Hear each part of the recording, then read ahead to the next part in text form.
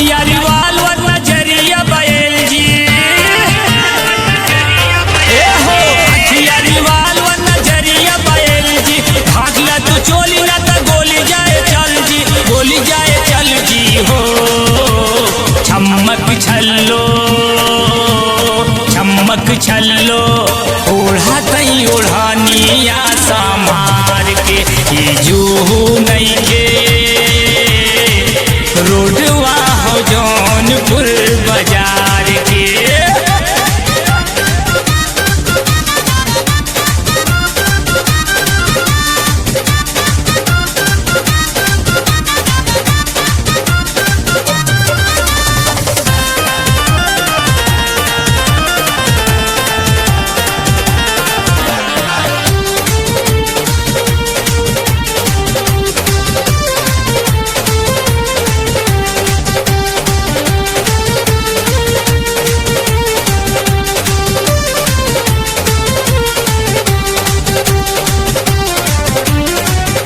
गोरिया भुला जाई हवा मारे स्टाइल चाली नाही बंद कर दी बॉम्बे वाली फाइल गोरिया भुला जाई हवा मारे स्टाइल चली नाही बंद कर दी बॉम्बे वाली फाइल लइका देखा बुझता रे तोहरा नचनिया लइका देखा बुझता रे तोहरा नचनिया काहेला हरावता रू करे ओढ़निया हो चमक छल्लो ओढ़ा तई ओढ़निया समार के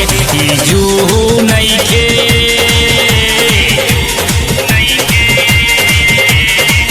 रोडवा हो जौनपुर बाजार के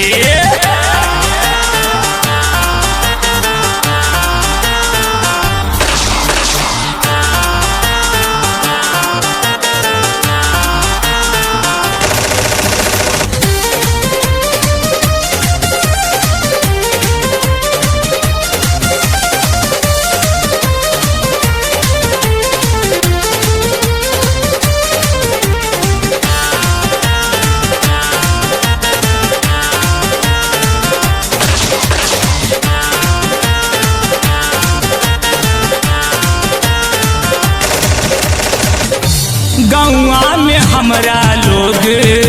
करेलनी जतिया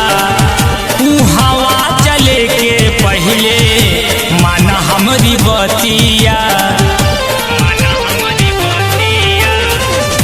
गौआ में हमरा लोग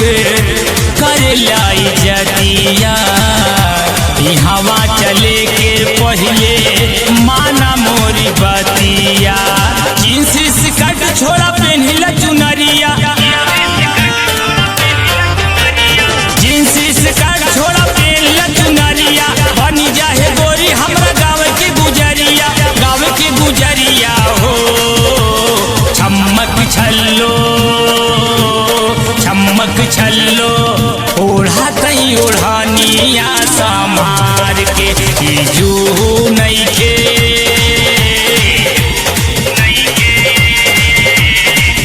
रोडवा हो जौनपुर बाजार के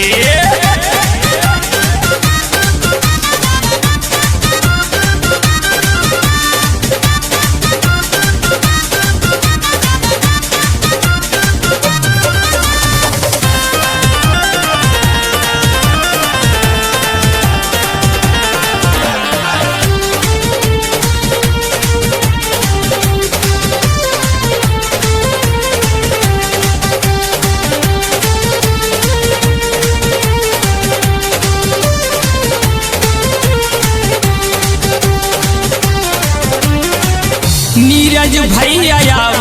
तारे देखा तू समानवा अनिल रमेश शिश हउए संगवा नीरज भैया तारे देखा तू समानवा अनिल बाटे संघवा। जिला जौनपुर जे का पोस्ट गरिया हो, जिला जौनपुर जे का पोस्ट गरिया हो, पता नोट कैला जे कर अहमदपुर गाँव हो, अहमदपुर गौआ हो। चमक छल्लो छोटे